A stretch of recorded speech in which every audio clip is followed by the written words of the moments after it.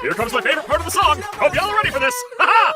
Shimmy, shimmy, yeah, shimmy, yeah. Drink, swalla la la. Boy oh boy, the Amazing Digital Circus. One of the most popular animated shows in recent years and an absolute juggernaut in the indie animation genre. The show recently released its final episode, and as a massive fan myself, I'm going to give my genuine and honest thoughts on it. The weeks leading up to this episode's release were exhausting, to say the least. Multiple back-to-back controversies that got worse and worse with each one. I'm not gonna go over all of them here because my IQ was low enough already. Kurt Ritchie just uploaded a phenomenal video going over the idiotic controversies made by this show's entitled, genuinely insufferable fanbase. Now we're here at the final release of The Last Act, or Remember as it's officially called. And one question remains: was it worth it? Was all of the drama and endless controversy predating this episode worth it? Is the finale of the Amazing Digital Circus any good? Well, let's talk about it.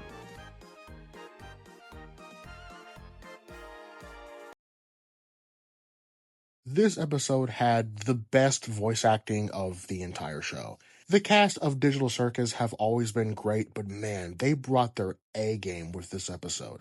Their performances are so authentic and believable, you can truly feel the raw emotions of every single character. The phenomenal voice work also works in tandem with the direction of certain characters. Alex Rokon, Kane's voice actor, takes on a completely different vibe with him during the episode. After he sat in the void and realized how much he hurt the others, scrolling through the lives of their human counterparts and finally understanding why the real world means so much to them, Kane has a much more somber, apologetic, almost human tone. It's a complete shift from the wacky showman type he was before, and it works. This episode's voice acting was just stellar. From the completely defeated and exhausted mindsets of the characters to the moments where they start breaking into tears uncontrollably. This episode was the first piece of media in general to make me tear up in quite a while, and it was all thanks to the immense talent of the show's cast. This episode has very little music in it, but there are moments with music, and man, do they hit hard. I absolutely love it when movies and shows pick tracks that perfectly fit the given situation, and this episode is no exception. It makes the emotion and atmosphere of the scene even more impactful. For the most part, this episode's writing was freaking pristine. Excellently written dialogue that adds to the aforementioned emotional impact, and everything with Jax was seriously spectacular. While I do have my personal complaints about how much of the episode was centered around Jax, no doubt that they gave his character a great yet deeply saddening send-off. Seeing how his friendship with Ribbit and Kathmo fell apart really hit me in the feels. Jax being mad at himself for being vulnerable to Ribbit about his traumatic past with his parents and the idea he may have accidentally killed his own mother, leading him to start masking his emotions and pretending nothing is wrong, even pushing Ribbit out of his life so forcefully for so long that it destroys her mentally, causing her to abstract. The same thing inevitably happening with Kathmo as well. It really puts into perspective how Jax made himself abstract. His deep fear of vulnerability and his insecurities driving him to make sure everybody hates him so he won't get attached and be hurt when he loses them. Then we have Pomni wandering through an abstracted Jax's mind, seeing all the hypothetical situations of what Jax thinks would happen if Ragatha, Zubul, or Gangle abstracted. It really is disturbing, with the Ragatha hypothetical showing Jax strangling Pomni and just being out of his mind, I guess. The Zubul hypothetical, where Jax may have a flirtatious relationship with Gangle. Yeah, this one was weird. The Gangle hypothetical, where everything acts as a zany Looney Tunes ripoff. It's crazy. Pomni finally finding the real Jax after dealing with his hypothetical counterparts.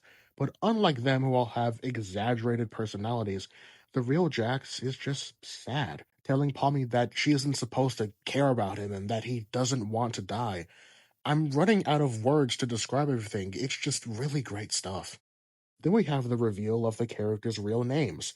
Finding out that the characters weren't trapped in the circus but are all just digital copies of real people was a crazy lore drop. It's honestly really horrifying, and I hate that so little focus was put on it. It's an absolute mindfuck and incredibly effective. Alright, we have officially reached the end of the positive section. You guys know what time it is now. Time to bitch and complain. As much as I enjoyed it all, I do have some pretty big issues with the story and characters of this episode. Even though Jax is my favorite character and everything done with him is objectively outstanding, I really hated that every other character was sidelined for Jax's story. Don't get me wrong, focusing on Jax for a while is perfectly fine, especially since him abstracting is a major plot point. But rather than just being a simple 10 minutes or so, the episode dedicated nearly 24 minutes to Jax, which is a rather large chunk of time for a 59-minute episode. Pomni, Zubul, Ragatha, Kinger, and Gangle didn't get nearly as much focus. Zubul and Gangle's relationship gets a little spotlight, basically confirming the ship during the end credits. But that's really it. Then there's Ribbit and Kothmo, who just ended up being plot devices for Jax's trauma. Jax getting more focus than the others has been a pretty hot topic in the fandom for months now. Gooseworx stated on Twitter that Jax was a main character alongside Pomni this whole time, and no. Going into this series, I never expected one of the things that people would get mad at me for would be making the show focus on the two main characters. I was like, oh, I didn't even know you could get mad about that. It's like building up the show to be about Pomni and Jax. It's like, oh, people are actually really upset about that. I'm sorry. Before episode 6, Jax was just part of the ensemble. And then, all of a sudden, from episode 6 onward, he became a massive part of the show's story when he just wasn't before. The only other character that gets even somewhat near the amount of time dedicated to them Jax got is Kane, which is an entirely different can of worms.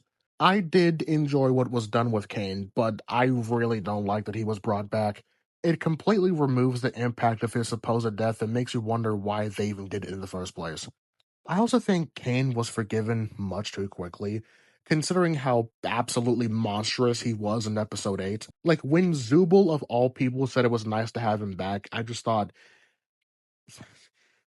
seriously? There's also a few unanswered questions that came into mind when I was watching. We never found out why none of the characters remember their name. What's the deal with the number 57? What's with Kane's fixation on bees? Was that just a visual gag, or was there any plot relevance? We didn't even get to see what the carnival looked like. Then we have my bigger issue with the Amazing Digital Circus as a whole. This show should have been longer. For the first 6 episodes, Digital Circus was mostly an episodic show. There was lore and an obvious overarching story afoot, but it feels like for the first 6 episodes we were just following the characters going on adventures, learning more about them in the process. Then the story kicked in out of nowhere and ended within 3 episodes. It just kind of feels like they rushed out the conclusion of the story instead of pacing it out and giving it time to really have an impact. But with all of that said and done, it does really sadden me to see this amazing show come to an end. The Amazing Digital Circus is, without a doubt, one of my favorite animated shows ever. It is brilliantly written with charming characters who have great designs, a genuinely funny sense of humor, and of course, excels at tugging on your heartstrings. The last act, while having a few flaws, is a great finale for this show. Now, I'm looking forward to what Gaslight District, Knights of Guinevere, and Lackadaisy have in store. Yeah, I'm not a big fan of Gameverse. It was fine, but it's whatever, I guess. Don't kill me, please.